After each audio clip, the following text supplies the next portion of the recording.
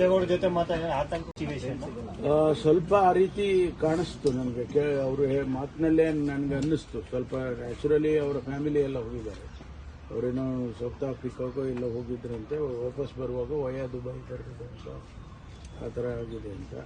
ಮತ್ತು ಇನ್ನೂ ಸುಮಾರು ಕುಟುಂಬಗಳು ಎಲ್ಲ ಹಾಲಿಡೇಗೆ ಹೋದವರು ಅವರೆಲ್ಲರೂ ಅಲ್ಲೇ ಸಿಕ್ಕಾಕೊಂಡಿದ್ದಾರೆ. ಬಹಳ ಜನ ನಮ್ಮ MLAಗಳು ಬೇರೆ ಬೇರೆಯವರು ಕೂಡ ಹೋಗಿದ್ದಾರೆ ಅಂತ ಕೇಳಿದ್ದೀನಿ. ನಾನು ಸಂಪರ್ಕ ಮಾಡೋಕ್ಕಾಗಲಿಲ್ಲ.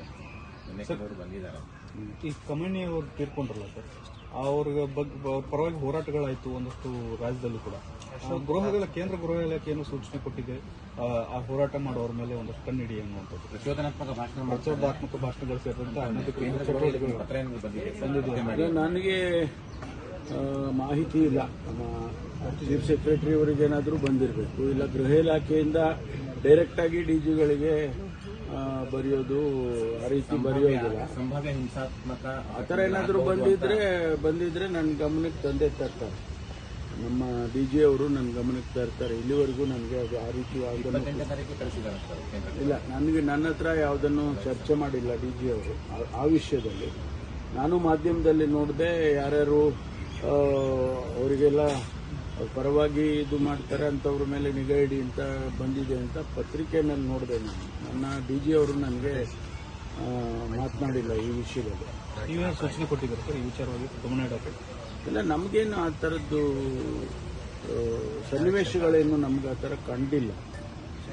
ಅದು ಕಂಡಾಗ ನಾವು ಏನು ಆಕ್ಷನ್ ತಗೋಬೇಕೋ ತಗೊಳ್ತೀವಿ. ಬಟ್ ನಮಗೆ ಕೇಂದ್ರ ಸರ್ಕಾರದಿಂದ ಈಗ ಏನಾಗುತ್ತೆ, ಇದೆಲ್ಲ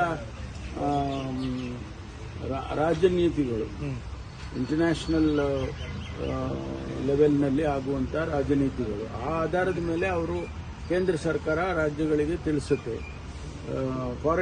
ಫಾರಿನ್ ಪಾಲಿಸಿ ಏನಿರುತ್ತೆ, ಒಂದೊಂದು ಸರ್ಕಾರಕ್ಕೆ ಒಂದೊಂದು ಫಾರಿನ್ ಪಾಲಿಸಿ ಇರುತ್ತೆ. ಕಾಂಗ್ರೆಸ್ ಸರ್ಕಾರ ಇದ್ದಾಗ ಒಂದು ಫಾರಿನ್ ಪಾಲಿಸಿ ಅಂತ ಇತ್ತು. ಈಗ ಭಾರತೀಯ ಜನತಾ ಪಾರ್ಟಿ ಅವ್ರದ್ದೇ ಒಂದು ಫಾರಿನ್ ಪಾಲಿಸಿ ಇರುತ್ತೆ. ಆ ಹಿನ್ನೆಲೆಯಲ್ಲಿ ನಮ್ಗೇನು ತಿಳಿಸ್ತಾರೋ ರಾಜ್ಯ ಸರ್ಕಾರಗಳು ಅದನ್ನು ಪಾಲಿಸ್ತಾರೆ. ಈ ವಿಡಿಯೋ ನಿಮಗೆ ಇಷ್ಟವಾದಲ್ಲಿ ಲೈಕ್ ಮಾಡಿ, ಶೇರ್ ಮಾಡಿ, ಸಬ್ಸ್ಕ್ರೈಬ್ ಮಾಡಿ.